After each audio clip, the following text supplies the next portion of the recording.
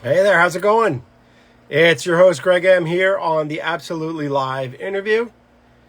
Today we have a special show. We have Reece Scruggs from the band Havok. And let me just tell you, what I've learned about Reece recently is that this guy is an outstanding metal shredder guitar player. The guy's unbelievable. I've watched and listened to several of their albums since he's been in the band. He wasn't the original guitar player. But since he's been in the band, the music is just sensational. His guitar playing is, basically like unmatched in the industry, I'm going to say. He's a real shredder. He's a real shredder. So I'm really excited to have him as a guest tonight. I'm excited for everybody to be hanging out with us. No, James, I'm not at your house. I'm actually at my house. So I'm going to go ahead and see if Reece is on, and I'll send him a join request. And then we'll get things going right now. Let's check and see. Reece. No, not just yet. Oops.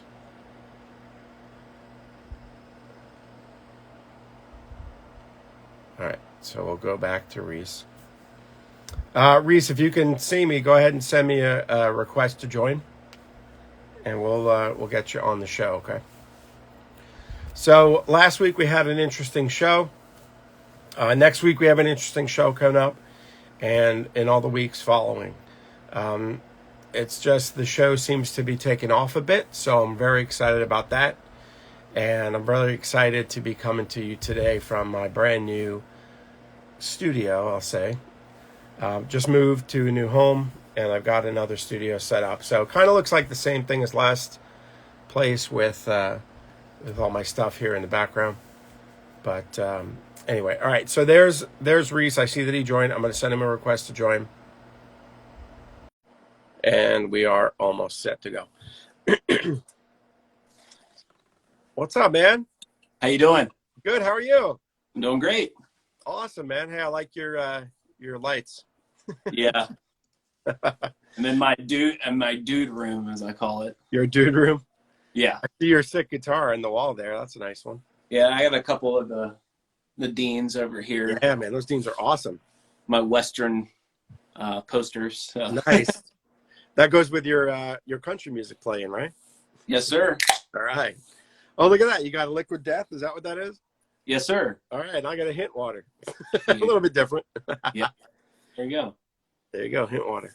So, Matt, I got to tell you, I'm very excited that you agreed to be on our show. Of course. On my show.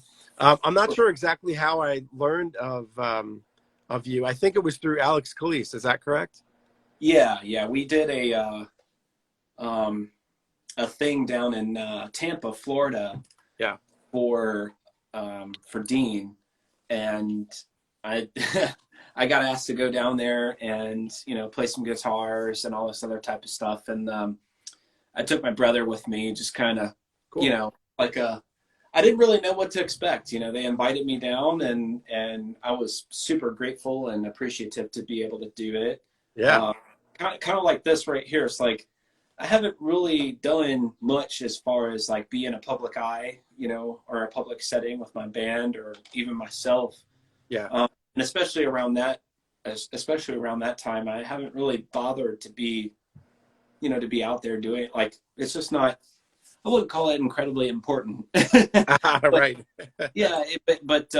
I was down there, hanging out with Dean, and everybody down there was amazing. And then I just so happened to run into Alex and everybody at Guitar World and stuff like that. We had a killer time with them. Awesome. And she was incredible. She's a really good person, and the rest of her crew were really good people as well. So yeah, we had a really good time, and yeah. Awesome, man. Yeah, Alex and I go back for years and years and years when she first started playing. Yeah, back when she was in like one of her first bands. That's killer. Yeah, and I was in a band in Florida. I'm a musician also, a vocalist. Oh, cool. Yeah, and her and I kind of were running in the same circles. One day I went and saw her, and I was blown away by her. I just couldn't believe it. Like, you know, it was her and the other guys, and they had this band, but I was just taken by her. I thought she was just really, really talented. Yeah. You know, Yeah. that happens sometimes. You go and see a band and you're just fixated on one person. You're like, wow, it's amazing, you know? Absolutely. I mean, for us, for my brother and I, it was just being able to talk to everyone, and then, you know, like talking to the Guitar World crew. Alex was a part of that whole crew. Mm-hmm. Being able to talk to Alex, we were just like, wow, you know, Yeah. we got Yeah, some, that's pretty surreal. yeah, we got some real people here, you know, and man, I appreciate that more than anything. And I think that kind of, you know, exchange of conversation and an exchange of energy, you know what I mean? Like, Yes. I believe in stuff like that. And, you know, I'm not hippy dippy or anything, but like, like real recognizing real, you know what I mean? Correct. She was a killer from the jump, and the rest of her crew, Alan and everybody else, they were really, really good people from the jump, and we just really enjoyed our time with them. And yeah, Awesome. good Do you stuff. get to do that kind of thing a lot, or not really? Here's the thing, man. Like all this type of stuff, like I'm never really singled out, and I'm not like, you know, play me the you know, or the world's smallest fiddle or anything. Yeah. You know, I'm never really singled out to do anything much for my band. Not that it matters or anything. I'm just Yeah. saying, like, I don't write the lyrics and I'm not the vocalist. You know, usually when you do anything band related, you know what I mean? Like it's usually pertaining to the person who's um, doing the most with lyrics and Yeah. the most with, you know, whoever's fronting the band and stuff. And Yeah. right, Person out front. and as far as our band goes, like, you know, the person who's the head of that formed the band. So Yeah. I understand that, but um, I've kind of gone my own way as far as gear goes, as far as guitars goes, pickups, and all this other stuff. Yeah. So I've gotten some outside interest a lot, you know, aside from, you know, just the regular group. And you know, Dean wanted to have me down there, and shit, you know, it was December, so I'm up in Virginia and it's cold as fuck. Yeah. Right. You know, you know, we got off this thing early. I hope you don't mind me cussing, but I just kind of That's do right. that. That's right, man. No, man, I'm a sailor. Believe me. Yeah, you know, they asked me to be down there like a couple months before that, and I was like, man, you know, it's cold up here in December. You know, any excuse to go down to Tampa, so, you know, that's Yeah. fine with me, especially Absolutely. guitars and stuff. And yeah, it was such a good time. So I like I said, I don't get asked to do it just myself. If it's a music related thing, it's usually the whole band. Right. Um, and then as far as like interviews and stuff like that goes, it's like I write my fair share of music or my fair share of, yeah, just music in general, like parts or whole songs or, you know, just segments or Yeah. especially leads and stuff. But, you know, I'm not the person, you know, I'm not the George Washington going down the Delaware, you know what I mean? Right. Right. Exactly. Yeah. So David takes care of pretty much all that stuff. Yeah, as far as like the lyrics go, and you know, he formed the band in 2004 and stuff. So I joined in 2010 along Yeah. with our drummer Pete. Yeah. And but it's been David, Pete, and myself since, you know. Yeah. So it's just been the three of us. We call ourselves the Three Amigos, you know what Yeah. I mean? That's awesome. We all jive and we all get each other, you know what I mean? Yeah. So um it's been us for quite a number of years. And Sure. but yeah, he goes down my path, especially when people want to talk about lyrics and stuff like that. Yeah. So I'm a music man, you know what I Right. mean? Yeah. I want to deal in music and all that other stuff. When everybody's got something to talk about with the music or the lyrics and what they mean and stuff, then David's your guy. You know? Exactly. Yeah. Yeah. I'm familiar with that kind of stuff. I mean, when I was in bands that I was in, the same thing would happen. You know, it would be like the front person. Oh, okay, that's the person that writes the lyrics and all that kind of stuff. You know, I would leave the melodies and all that good stuff to the other guys, you know, because they're better at it. You know what I Yeah. mean? Yeah. And so you might as well leave the professionals to the work. So like it's a collaborative effort as far as Right. music goes. Now, so it's like whatever edges out, you know, the best ideas are always at the forefront. You Of know what I course. mean? Of course. So shit, there's been situations in which Pete's got the best, like the most killer drum part. Yeah. And then we build on top of the best drum part. So that's how we've gotten songs like From the Cradle to the Grave, you know, stuff like that. So it's whatever idea kind of edges out, you know, whatever. If we got a couple ideas, we're like, well, we want to stick with this or we want to go with that. It's like whatever's best. So Yeah, that's what's going to make it the most successful, you know, for the group, of course. Yeah, and I would say we're all, you know, incredibly competent in our roles. Yeah. As far as all that sort of stuff goes. So it's Dave writes a lot of music and all of the lyrics basically, but then we have arrangement discussions, or I'll write a whole song and then we have arrangement discussions, or we have you know, Pete's got a couple really killer drum beats we want to build some riffs around, which is kind of foreign when you really think about it. You know, you don't really there's not a lot of situations in which someone builds or a band builds around a drum. You know, it's usually riff and then drum, or riffs and drums together. Yes. So yeah, whatever the best ideas are, they just need to be at the forefront. So now when you and I totally agree with that. When you joined the band in 2010, what was it like back then? I mean, did you step into the role of guitar player and it was just like that automatically, or did you kind of like work into that, or how did that work out? So when I joined, the band had been around and had a record out they released a record in 2009. Yeah. In 2004, they were a touring band by maybe 2005 or something like that, but they got a record deal in 2009 or 2008 or something like that. So when I joined, and it wouldn't have been as attractive if it wasn't this situation. So I fly from Virginia to Denver, and you know, knowing knowing no one, and I go into it. Everybody's the same age. Everybody's very like-minded. Everybody's full of piss and vinegar, you know, that sort of thing. And there was a whole record done, basically. Wow. Okay. A couple loose ends to tie up, plus lead guitars, which is why I was there. Yeah. But when we were sitting, like, I first went to the bass player's house when I joined. Like, so the band was from Denver, but the bass player at the time was from Fort Collins, Colorado. Okay. And so I immediately, after I got off the plane, met everyone and then jumped in the bass player's vehicle and went straight to Fort Collins and hung out with him, you know, for like a week before everybody got back together to do rehearsals or to go over things. Everybody came to Fort Collins.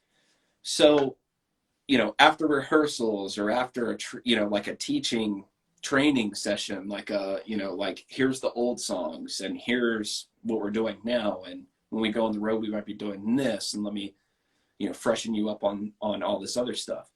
After all that was said and done and business was done, we got work done. We would, you know, we'd have bro down sessions, basically. We drank and we fucking get pizza, you know, all this other stuff. We were like, it's still at that time what I'd still consider myself a kid, but I'm not. But at that time, when I'm looking back on it, like, I'm a full-blown fucking child, basically. Yeah. We're all kids, so we're just throwing down, listening to fucking tunes, eating pizza, drinking beers, and it always had a vibe of, when you're in here, you're going to be a part of this as long as you take it as seriously and hold your weight. It always had that vibe. Yeah. So, and I don't think I would have ever gone as far with it if it didn't have that. If it was just kind of like you show up, you do solos kind of thing, I kind of would have maybe felt a different way about it. I don't know. Yeah. So that's something you were looking for, was that. Yeah, that's hypothetical, but it's always a situation of, it always had the air of, like, if you're here and you got something to contribute, let's hear it. You know, that right. It was always like that. Yeah. And still to this day, it's that way. That's what I'm hearing. Well, I mean, the single on the last record that we released in the middle of the pandemic, but I believe is our best record to date. Which one?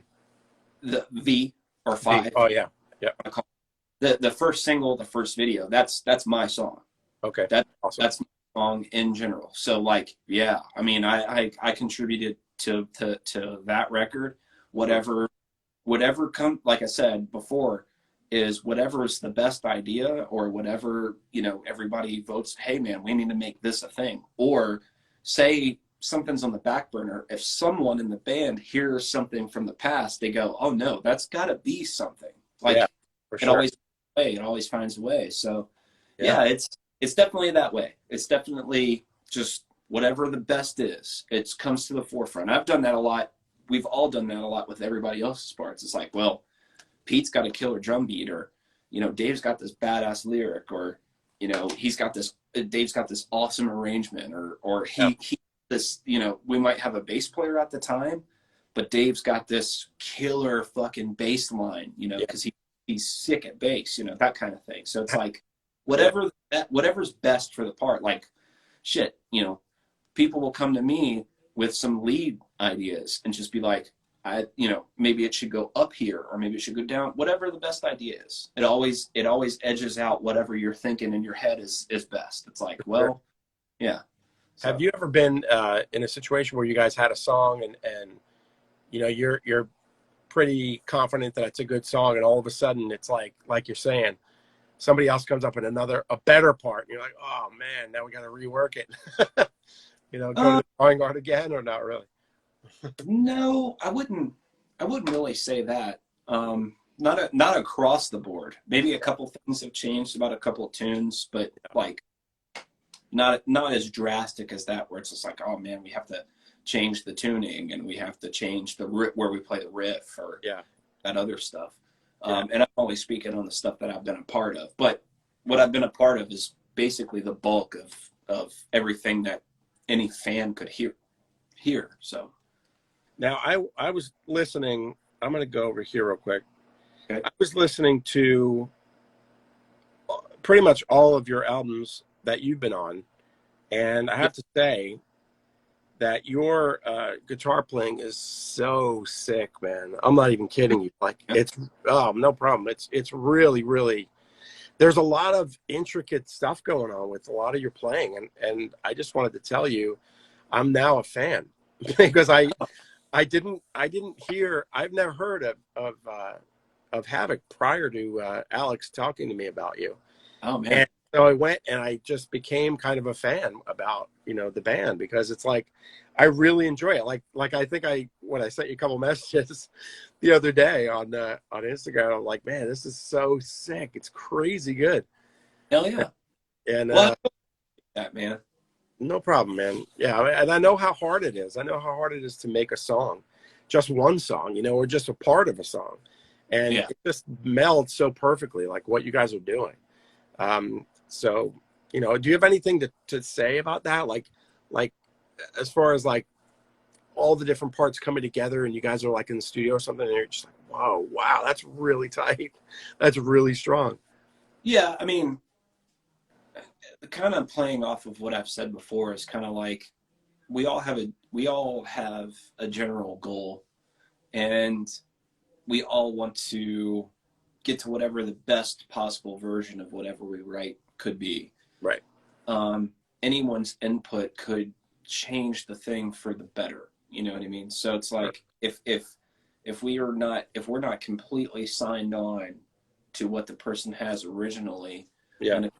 then a couple ideas outside of where we are in our own heads as far as the individual goes, Yeah. the rest of the group is in the direction of what's best for a song, or a passage, or a lyric, or a verse, or not a verse, but an arrangement.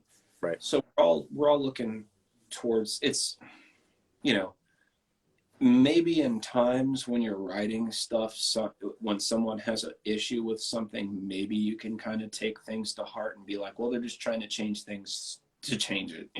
Right. Right. But when you try it out, all you got to do is try it. Yeah. Like, all you have to do, if someone's got a different suggestion, you like just something different from whatever you've done or what you've written or any of that sort of thing, all you've got to do is just try it once.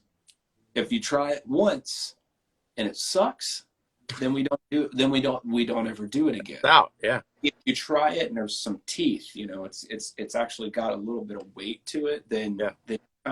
it's kind of your duty. Yes. This is what you're here to do, right? This is your job.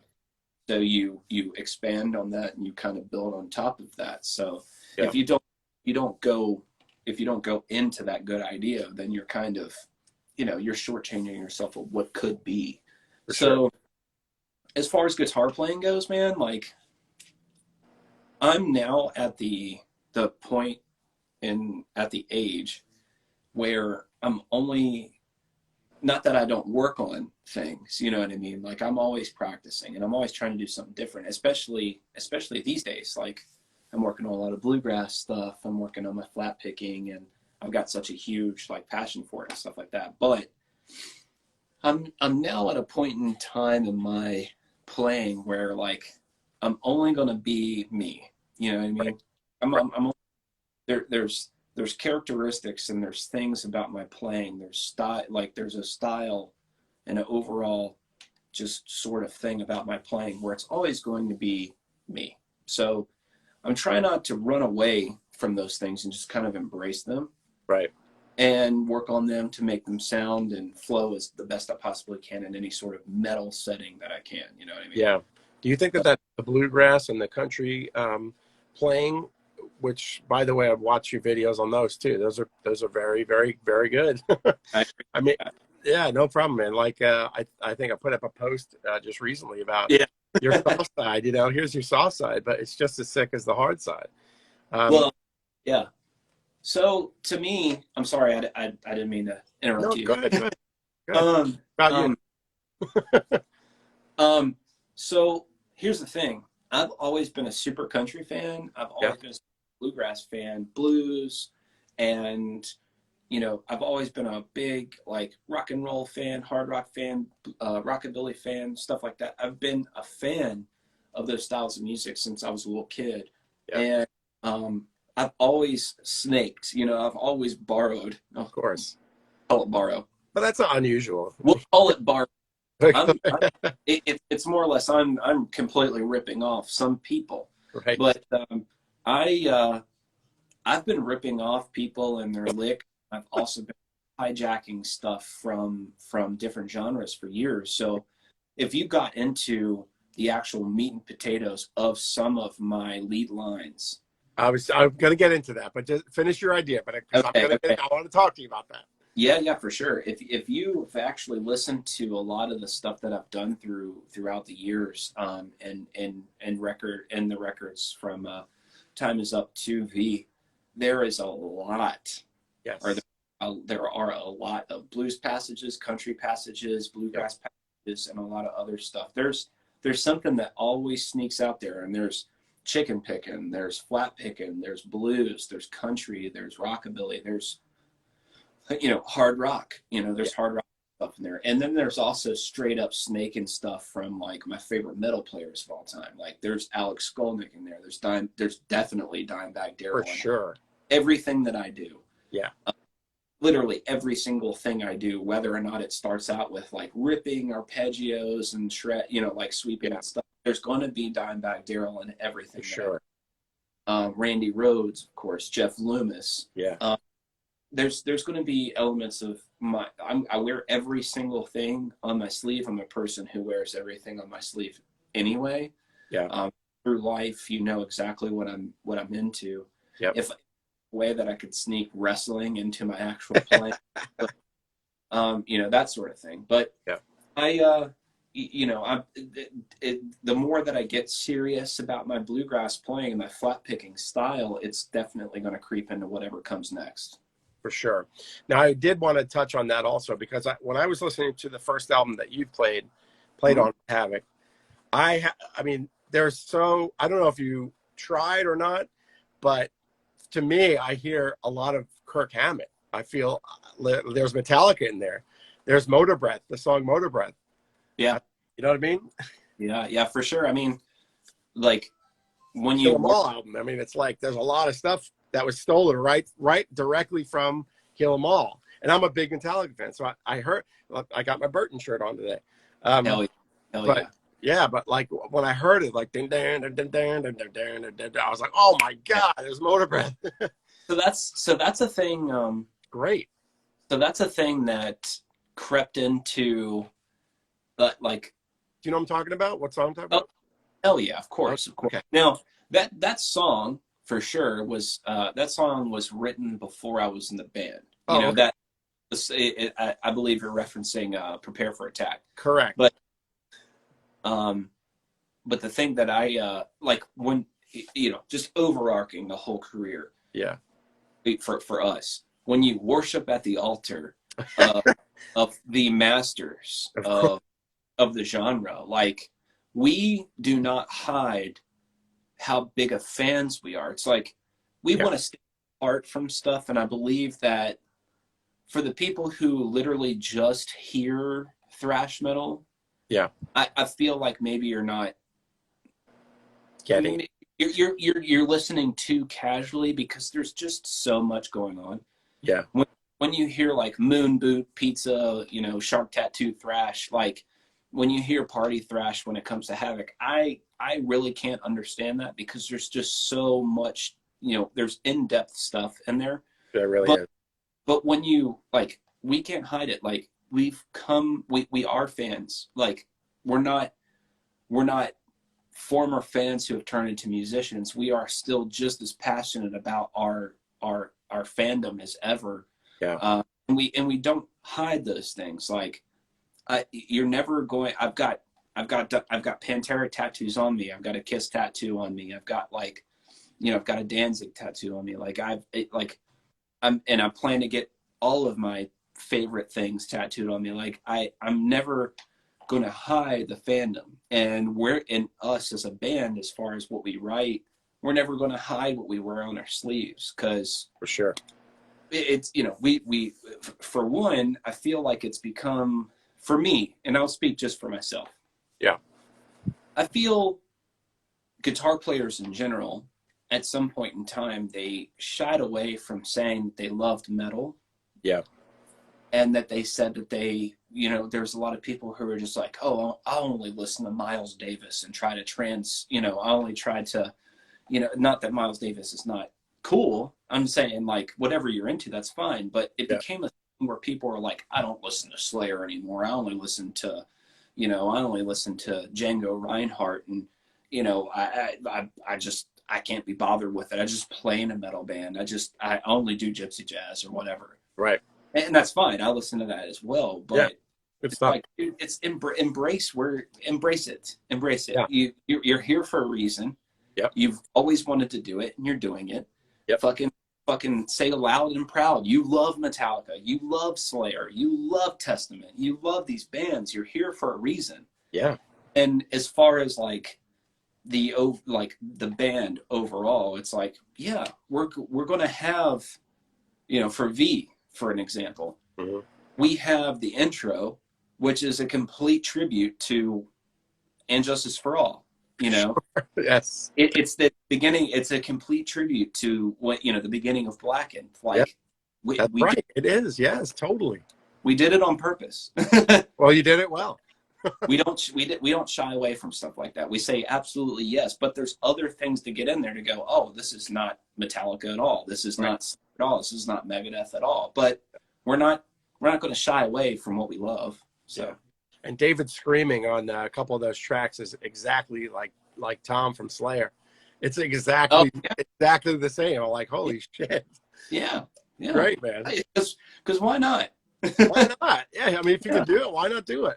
Why not? Why not? There's like I said, there's plenty of other things on other tracks where you go, well, that's not Slayer at all, or that's not anything I've ever heard before. Like when you listen to Scumbag in Disguise, that whole middle section where it's all groovy, and we're playing, that whole section where it's basically like a disco or a funk thing going on. Yep. Or all the bass guitar from Time Is Up to V, where it's like literally the gnarliest bass stuff going on. Did Slayer ever have that? No. Oh.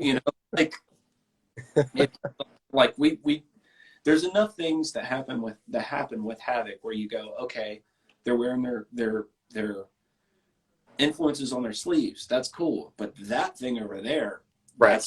that's Havok. Right. That doesn't sound like anybody else. That's Havok. Right. Exactly. Yeah. Listening to your stuff, I could totally agree with that, without a doubt. Now, I wanted to go back a little bit to when you started playing guitar. Mm-hmm. I believe I read that you were about like 11, right? 10 or 11. Yeah. Yep. When you first started, like, who were the major influences that got you started on guitar? Was it the guys from Metallica? Was it, Dimebag? Like, So I started out I have a musical family. Yeah. And not in the sense that everyone played, an instrument or whatever, but my grandmother played piano and she was very good at it. And my dad played a lot of guitar, and he just would like thumb his way through stuff. He would ham fist his way through a lot of stuff. Not that he wasn't like ever, the greatest player or whatever, but it would always be like, oh man, I want to play guitar too. Yeah. And he had guitars hanging around. But my aunt and my dad were gigantic Kiss fans, and my dad's a huge AC/DC fan. So, and then my grandmother, she was the world's biggest Elvis fan. I would put that up against anyone who says that the world's biggest Elvis fan. She did a lot of psychotic stuff back in the day to go see Elvis. Obtain things and like that, real pieces of merchandise, off of his body, that type of stuff. So Right. My brother was the biggest Elvis. I won't go into the real details of my existence. Some of it, like some people would be like, "Oh my God!" But yeah. So we had a lot of, we had a lot of 50s music going on. We had a lot of 60s music going on. A lot of 70s hard rock. Awesome.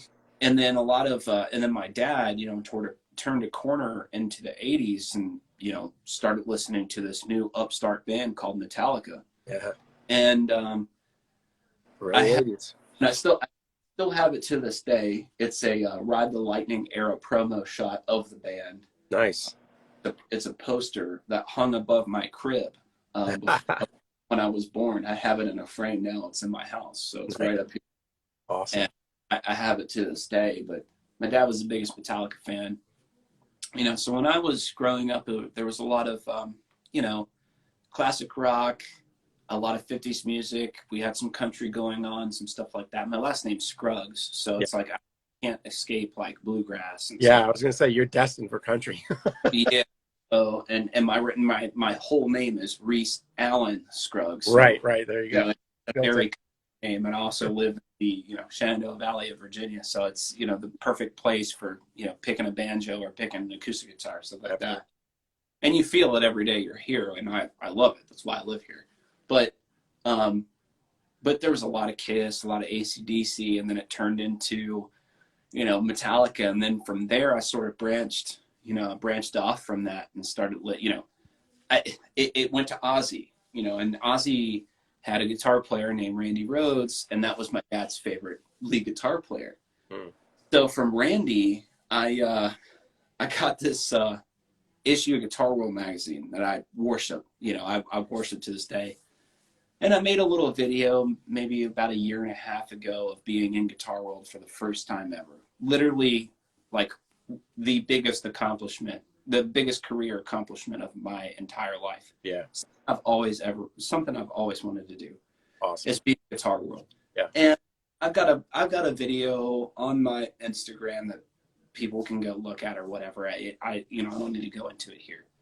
But I got this issue of Guitar World magazine, 1998, and it was a Sgt. Pepper's sort of style tribute, and it was the 100 greatest guitar solos of all time.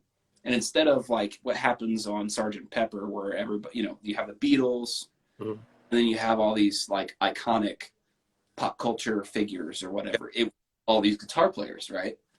So, I would recognize Randy, and I saw Eddie Van Halen, and I saw Ace, big influence to me, all that sort of stuff. Mm-hmm. And I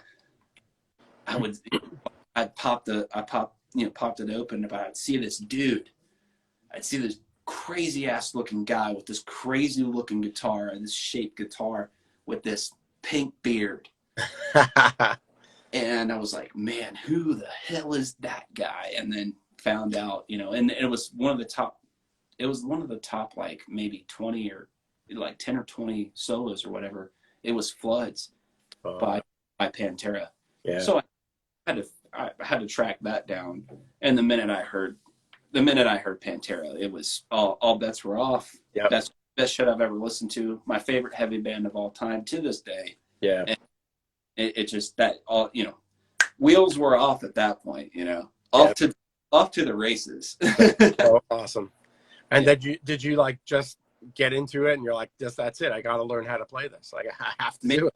At that time I was already playing, but I was playing what was around me, and the people who were there to kind of teach me some things. Like my dad was really big. So, to give a tiny little bit of a backstory on some stuff, my dad was a young parent, when I was 10 or 11, he was still, burning the town down, you know what I mean? Yeah.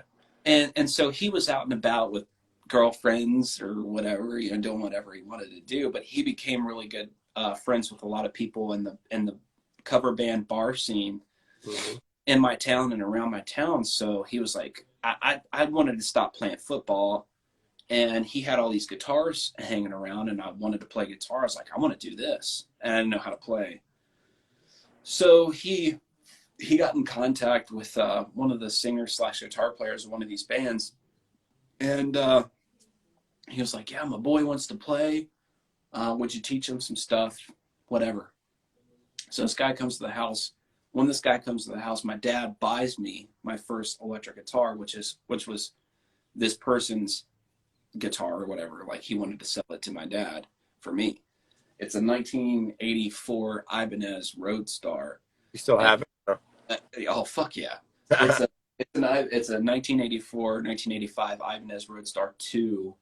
Nice. And it's badass. Like I appreciate it at the time. I cradled it like it was a fucking baby. Yeah. But now I really know how killer it is, Mm-hmm. So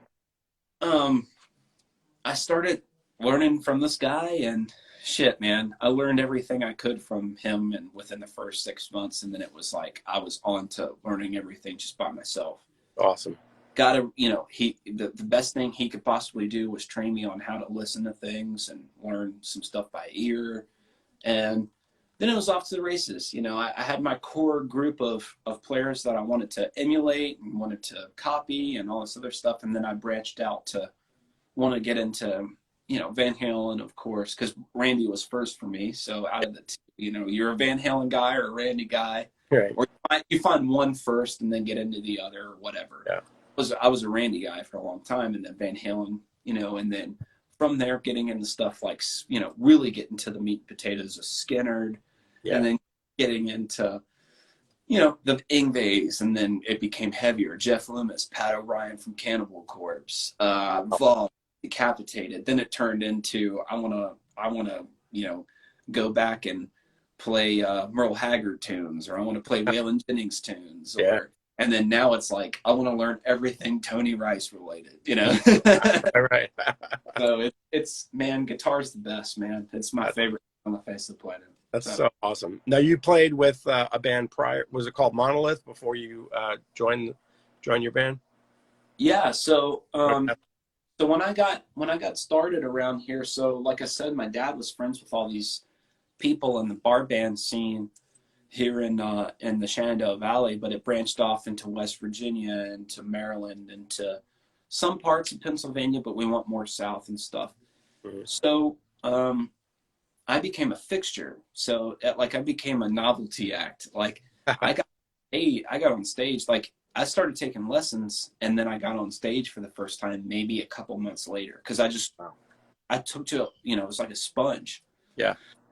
So, and then when I could get on stage, I started to perform. And these people, I got up on an open mic night, or no, it wasn't even an open mic night. It was some random night where it was maybe a Thursday, and this band was playing on Friday and Saturday. It was a big event happening in our town or whatever. But the guy who's teaching me some stuff needed to go sound check, and I just so happened to be the kid who was kind of, hanging out with him or whatever, like a little brother or whatever. So I went with him, and then we got on stage. He was like, "Do you want to come play a couple songs?" So at that time, I already knew some songs. You're like, And fuck yeah. you want to come up and play some songs, but like the bar, it was a Thursday night, so there were people at the bar. Well, the minute this kid gets on stage and plays some stuff with this band, people are like, "Well, fuck yeah," look at the kid. Yeah. So that became it. Well, and then I called my dad as it was happening. I'm at Vessels, and that was the name of the club. I'm at Vessels, and I'm on stage. And then my dad, who's like the most passionate person on the face of the planet, like the most emotional person, big, giant biker looking guy, just a shit kicking motherfucker, just on the phone with him. Well, okay. Races down the bar because he knows exactly where to go. I'm on stage. He's crying, he's so proud. That's great. So from that point in time, it becomes like, let's get the kid to play with us, because it became a huge event, like in my area.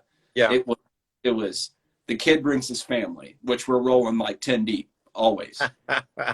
Then the kid's family tells their friends, which is always 1 million people. And then their friends tell 1 million people. And then it's like every band in the area is like, "Oh man, you got to get the kid. You got because the kid's going to bring a lot of people. Everybody's going to sell beer, and where they're going to have, $10, $15, $20 a head, and everybody's money.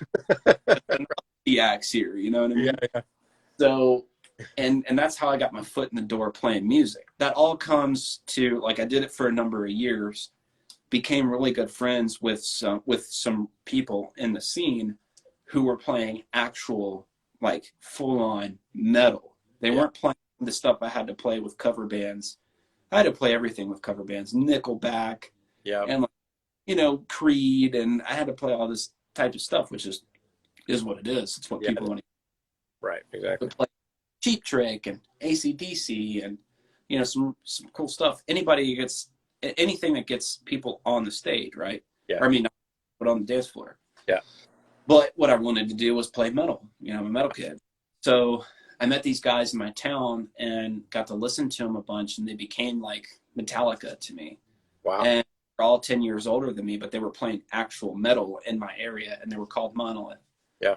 And that was all through making sort of a splash on the scene and playing with bands and stuff. They all would be playing "I Want You to Want Me" by Cheap Trick, but I would have like a Slayer shirt on, Right. Exactly. And I wanted to play metal, and that I loved metal and stuff, and I looked up to them so much, and I still do to this day. I even though I've been technically in the band for since 2006 or whatever, but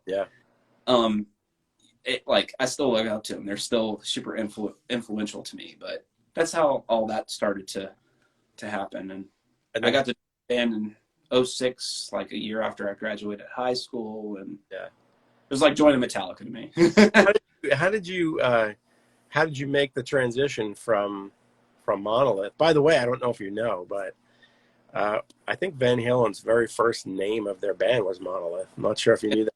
It's Mammoth. Oh, Mammoth. That's right. Yeah. Sorry. One of my friends told me Monolith. Sorry about that. But it was Mammoth, and that's what Wolf uses now. Yeah, that's what gang's going by now. But how did you make that? How did you come into the transition between those guys? Was it like, hey, one day I'm playing for these guys, and then the next day I'm playing for Havok? Like, how did that transition? Yeah. So I had played with Monolith for a number of years, and it was great and stuff, but it was always going to be what it was. Right, of course. It was always going to, the guys, like I said, they're like 10 years older than I am. And at that time, they were taking their lives a lot seriously. They had a lot of really serious adult things going on. I was still a teenager. So a teenager going into my early 20s or whatever. And my eye was definitely still on, quote unquote, the prize. Of course. with wanting to be a touring, recording, musician or whatever. Yeah. So, I expressed my interest in wanting to maybe branch out and maybe see what I could do as far as like joining other bands and stuff. I was also super proactive in tracking down bands online to see if they had like see if they were down a guitar player or whatever. Mhm. And I would check out some of my favorite bands to see like bands that I knew that had a little bit of a revolving door. Yeah. I would just bug the living shit out of them online. Like, do you need a guitar player? Do you need a guitar player? And I had done that with a couple other bands. One band I did that with was one of my favorite bands, still to this day. It's a band called Nevermore. Mhm. And that didn't really get anywhere. That didn't get anywhere. I wanted it to, but it didn't get anywhere. And then I bugged the shit out of a band from Baltimore, a death metal band called Dying Fetus. And I was able to go audition for them. And when I auditioned, I was able to get the job, but at the same time, I had a really killer job at the time. Um, and that's a whole other story. That's a That's a different. whole story. Like, I've done some pretty cool things. I've done some Yeah. really cool things in my life, and that job was a really killer thing. But we'll just save that. But I didn't really want to be pigeonholed as to being like a death metal guitarist either. Like as Yeah. much of death metal and other extreme forms of metal and stuff, I just didn't want to be pigeonholed into just one thing. Yeah. Thrash metal and just straightforward metal was basically what I wanted to do because you could do whatever with it and still Right. be.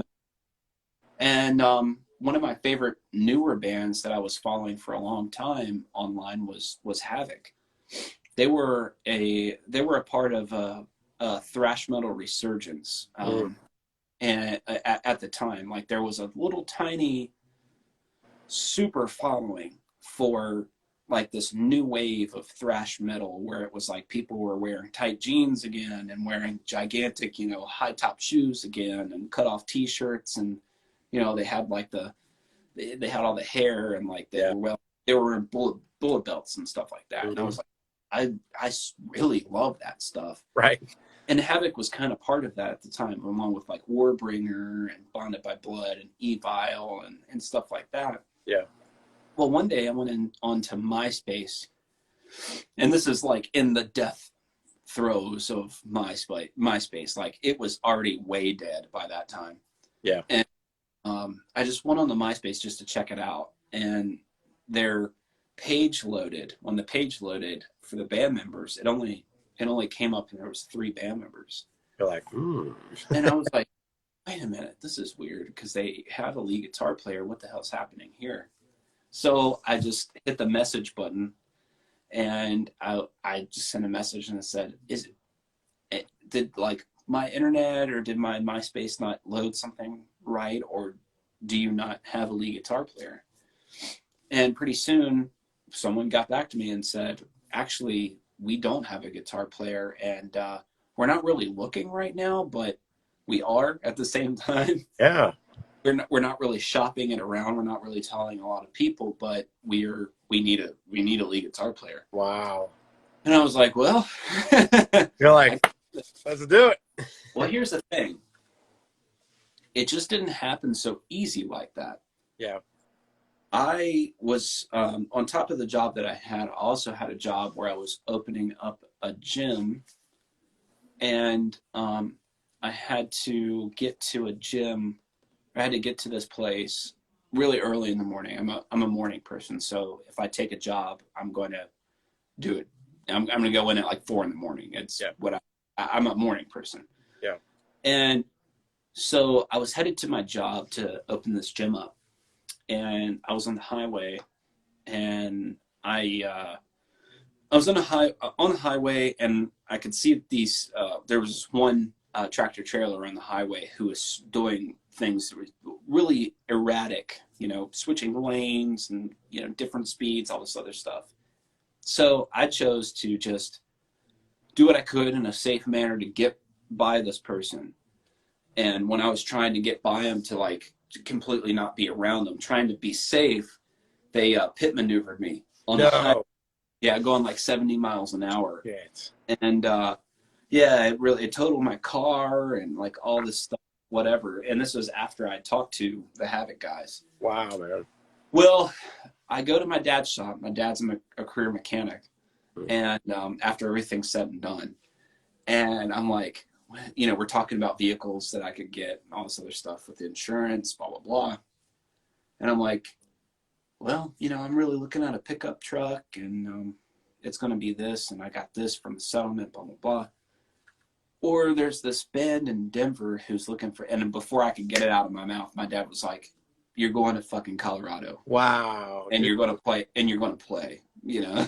Wow, that's awesome. And that was it. So. That's awesome, man. What a great story. Yeah. Shit. There you go. There was your moment. Yeah. And then, like I said, and the weird thing is, I wouldn't even say it's weird. It was just like, I've always got a trial and error process. I've always got a goal. Yeah. And when I landed, I was like, I'm going to give this, I told my dad on the phone when I was on the phone when I first landed, I was like, everything's going well, but this is so weird and foreign to me right now. I'm going to give this to, I was going to record the record, and then I had 2 months there in total, you know, or 2 months out of town, out of my area in total. I was like, I'm going to record and I'm going to go on this tour. There was a tour following that. And I was like, I'm going to go on this tour, and I'm going to give it till the end of the tour. I'm going to come back home and see where I stand. Yeah. Then that happened. Then it became, okay, I'm going to give it a year and see. Right. And it turned into 5 years, and then after 10 years. And so, yeah. That's awesome, man. Progressed from the point. So speaking of touring, are you guys going to tour at all before the end of the year's out? Like, what do you think? I'm not so sure about the end of the year as far as touring goes, but I believe that we want to maybe make another record. So we're going to be active. I'm not sure if it's going to be on the road, but who knows what will happen as far as the fall and the winter goes. Yeah. You know, right before Christmas comes along. I mean, cool. Anything can happen. But I believe our plans are to, you know, maybe record some new material. But it's all tentative and up in the air at this point in time. So yeah. Do you there was a question here Mario asked. He said, for sure, what Chilean or Latin American bands do you know which are your favorites? Do you have Chilean or Latin American bands? Well, Latin America, whew. I mean, there's quite a bit, but I mean, I would say that the ultimate Latin American band is Sepultura. Absolutely, yeah. I was just thinking that. I mean, there's so many. I mean, we played with this one band in Mexico back in 2014 who became really good friends with us. They're called Orcas Odis. Great band and great dudes, you know, great people. I would say the reigning kings of Latin American metal are Sepultura for sure. Yeah, for sure. But a lot of talented people out there. My buddy Ramon from Puerto Rico, super shredder, also a Dean artist. He was in a band called Puya. Oh my! Thinking of Puya, that's so funny you said that. Yeah, crazy. Yeah, Puya's amazing. Yeah. So yeah, and well, Ramon in general, he's got another band, and I feel bad for not knowing the name of that band. Yeah. But yeah, you know, he's an amazing guitar player, just amazing. Yeah, I'd say the reigning kings of American metal is definitely Sepultura. Absolutely, Sepultura. Yeah, they're incredible. Any plans on a signature Reece Scruggs Dean guitar? That's a Dean question. Here's the thing, man. Like, I'm a super realistic person. I'm a super realistic person. I try to be as humble as I possibly can. Yeah. I don't know what the interest would be. I know that there would be some interest, and I know a couple of people would buy it. That's for sure. But I'll answer this in a different way. Went down to Dean and in December. was told that I could put in a order form for custom guitar by Dean, which is a dream come true. No doubt. But my response to that was, I don't have anything coming up on the horizon. I don't want Dean and I don't want the representatives of Dean to exhaust resources on someone who is not in the most active they could possibly be at this moment. Yeah. And I'll get back to you when I'm about to hit it as hard as I possibly could. But this could be best suited for someone who's in everyone's faces right now. Yeah. So, and yeah, I mean, of course I would love to do that. That would be a dream come true. And I have everything in my mind. But, you know, at that point in time, I was like, you know what? Havok's not going to be doing things for quite some time. I, at that point, was a little disenfranchised with maybe, I was a little disenfranchised with playing, you know, electric guitar and metal at that time. So I picked up an acoustic guitar. And then after picking up an acoustic guitar, I decided to dump a boatload of money on a very expensive guitar and got super into my bluegrass flat picking. And I've been doing that ever since. And then I've just started to dip my toe back into shredding on electric guitar. And I'm having a really good time. But, you know, I want to make sure that my Dean relationship, I'm not exhausting anything that they can't, you know, like I want everybody to benefit. I don't want just me to benefit, you know. Who the fuck am I? You know what I mean? So I want to make sure that I'm at least doing something so it justifies that they're putting in the time, their gear, their resources, literally everything. And it means way more to me, you know. So yeah. All right. Well, man, I just want to tell you thanks so much for joining me. This is like, what a great interview. I really appreciate everything that you talked about. And do you have anything that you want to add? I mean, any kind of like, you know, you want to promote anything or, you know, it's up, you know, I got like 3 minutes. So. Oh, cool. Okay. Well, I don't have anything to promote. Hey man, animals are cool. Metal's cool. You know, guitar's awesome. It's the best. Bourbon's awesome. You know, we're here for a long time. We're here for a good time. Try to be a good person and try not to be a piece of shit. We'll be all good. You know, so. Yeah, man, that's cool. That's what I want to promote. Well, man, I appreciate it, man. Thank you so much. There was another fellow, he said, asking me to read his question. He said that he's in a band in Denver called Mother of Exile. He wants to see if you would check him out on Spotify. You know I will. All right, go ahead and do that. Yeah, check out the song "You Make Me Sick." How about that? Okay. I definitely will. No problem. Yeah, that's cool. Cool. Let's see. Any other questions here? Any questions? I'm good. Which are his favorites? Chilean Latin. No. We already got that. No, we're good. Everyone's asked the questions. No problem, Max. You're welcome, man. Thank you again. I really appreciate it, Reece. And I just hope that you have a really awesome day. And, you know, maybe some other time. Thank you. Maybe we'll do another interview at some other time. We can talk about that other stuff that we couldn't talk about this time. Sure, man. I'm an open book, man. You know, you're like you could gather from this conversation. I'll talk about whatever. So I know. I love it. I'm really appreciative for the opportunity, man. Thank you so much. You're welcome. Thank you, man. And I hope you have a great night. You too, brother. Thanks, man. See ya. All right.